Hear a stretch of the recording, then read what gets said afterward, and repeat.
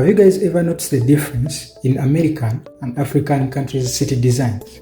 I'm talking about the general design of the cities, especially if you are seeing it from, let's say, a map. Because I've been always having this question in my head, like, why are Africans or African countries generally being so poor?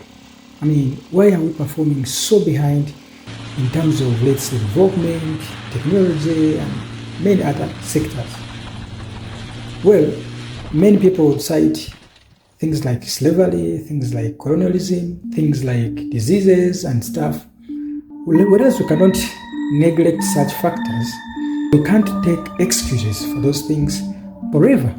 I mean, slavery ended almost 200 years ago, and colonialism ended 50 years ago. Many countries, apart from South Africa, have been independent for over 60 years. But why are we still undeveloped?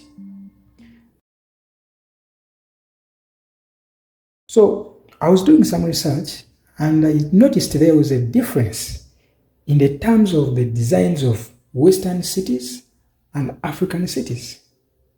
So let me take an example of Uganda, my country, where I come from.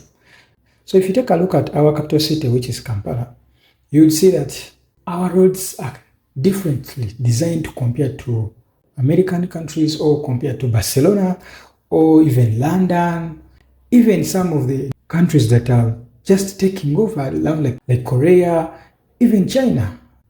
So let's go to the map. I want to show you this difference that I'm actually talking about. So this is Kampala. You can see, I'm going to go into layers where you can easily see the road networks. So this is Kampala. You can see this is the capital city. This is the city center. This is Nakasero. So for anyone who has not been to Kampala before, this area that I'm showing you here on the map, this is where the State House is. And I believe the State House is around this area here. So this is called Kampala Road. This is called Arua Park. This is Johnson Street. So this is where Mapera building is. And you can see from the picture here, from the street view, this is the city center. And remember, this city center was designed by the colonialists. And you can see some patterns here. You can see we have some main road going through. We have got another road going through. We have got these roads that are bisecting in the middle. But let's go to a country like America and let's take a look at a city like New York. So let me search on my map here and search for New York. So I believe everyone knows what New York is. This is the capital city. I don't know if it's the capital city, but I think it's a famous city in the United States. So if you take a look at United States, look at the design of these roads.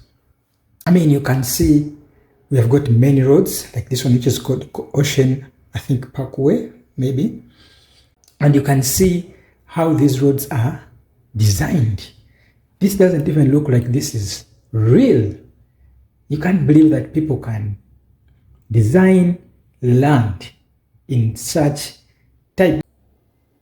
So let me take you back to Uganda. So this is the city center, which was designed by the colonialists. However, there are some areas that have been popping up since we took independence. And if you compare the city design of these areas, you really see something very different. This is called Kamocha, and this is called Chebando. You know, Chebando is not even 5 miles away from the city center. But watch what happens when I zoom in. Do you guys see the difference? Like, what is this? Are these roads? Why are these roads looking so weird? Why are these roads not looking like these? Why? Look at how the road network of these cities are. Well, you can say New York is a city that has been there for long. You cannot compare Uganda or Africa to Americans. But even if we go to other countries in Africa that are developed, Because in Africa, we have countries like South Africa, we have countries like Egypt that are a little bit better. So if we take a look at South Africa, let me choose any city around South Africa.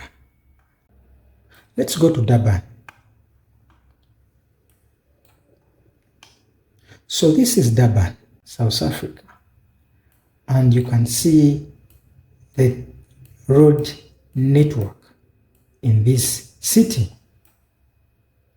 You can see the road network in this place. You can see that the roads are interconnected, right? You can see that the roads are well designed, which means if someone is actually maybe doing a business, you're at least sure of the traffic, right? If you're going somewhere, at least you know that when I take this road, it's going to take me to this place. But look at a place like this. Don't you guys think maybe some of these things are actually causing us to be so backward? This is the capital city, this is Imperial. But guys, look at the roads. So imagine someone who stays here and he wants to come here. He has to go back and take all these corners and then rotate around.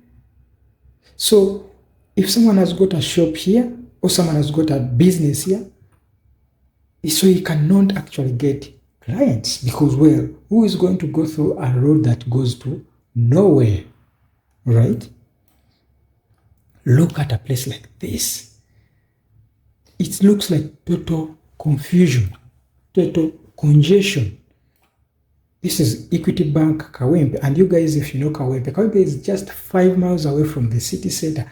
This is still Kampala. But look at the confusion we are having here. I want to hear from you guys. Don't you think such basic things are one of the reasons why we are still behind? Because if you have such a design, you know that you're going to be suffering with drainage. As you know, water does not take corners. And I think this might actually be causing a lot of floods in our cities. So this can actually cause a lot of traffic because who is going to go off the road if the internal roads cannot help you reach where you're going? Who is going to open up a business in such a place that nobody is going to pass through? If you guys have been actually noticing, in the recent years, we have been having a boom in online businesses in the country.